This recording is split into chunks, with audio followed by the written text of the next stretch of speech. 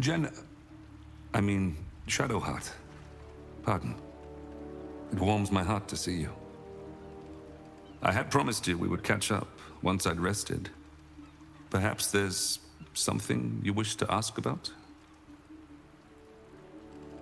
You were to come of age that night, left alone in the woods and using only Seluna's guidance to find your way back to us.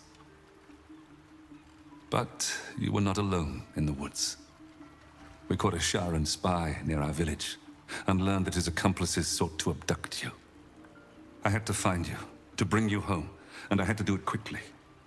In my haste, I made a terrible mistake. I took on my wolf form to cover the ground more quickly, and it worked. I followed your scent and reached you before the Sharans could. But when I found you, you did not see your father rushing to save you. You only saw a wolf hunting you in the darkness. I should have told you of my curse before that night. Then everything would have been different. You panicked, and before I could explain, the Sharans found us. Father and daughter, wolf and prey. They took us both. When I awakened, you were gone, but your mother was with me. They were spiriting us away to the city, hidden and bound. That should have been the day you came of age and into the Moon Maiden's teachings. Instead, the Sharans used us to teach you different lessons. Painful lessons.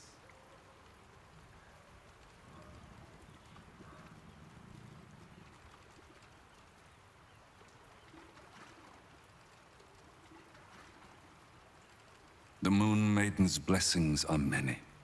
She taught me to control the curse, but she could not teach me to control my paternal instincts.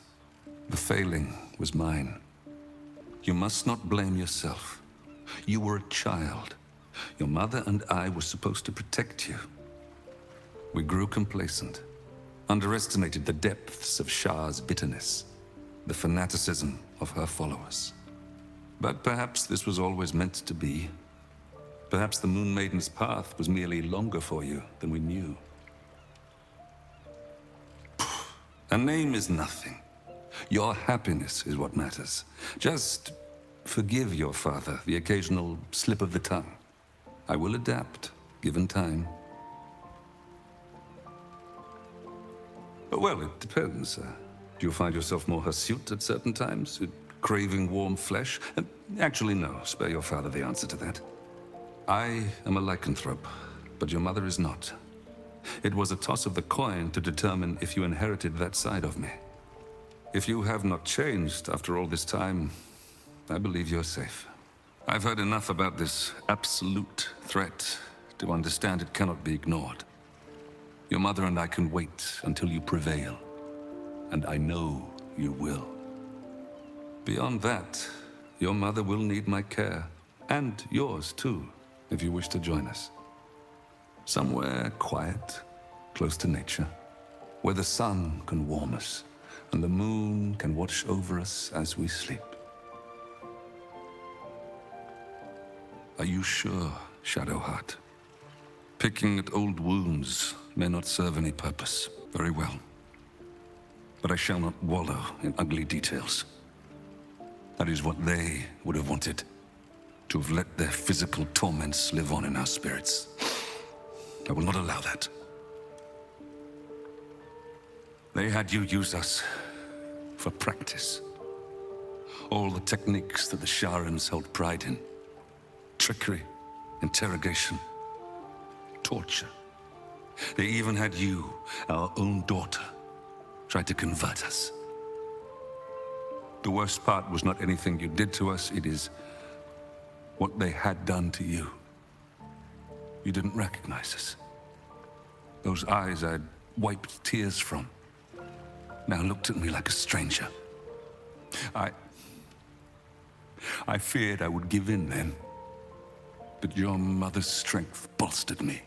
She never gave up calling you daughter, no matter what you said or did. We were still a family in that room, suffering, enduring, But we did not give up. Your mother and I swore we would see the look of recognition in your eyes once again. And we did.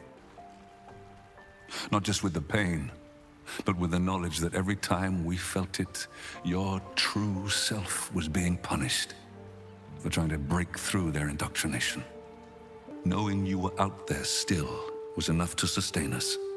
And you are stronger than us both, daughter. We merely had to endure. You had to choose your path. One that brought you back to us at last. Don't be. Knowing you were out there gave us the strength to hold on. And you returned to us, just like you were supposed to all that time ago. Yes. Now you know all that is worth knowing. Let us put this behind us for good.